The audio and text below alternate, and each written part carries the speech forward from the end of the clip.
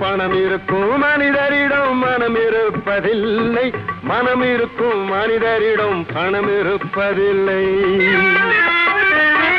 பணம் படைத்த வீட்டினிலே வந்ததெல்லாம் சொந்தம், பணம் இல்லாத மனிதருக்கு சொந்தம் எல்லாம் துன்பம்.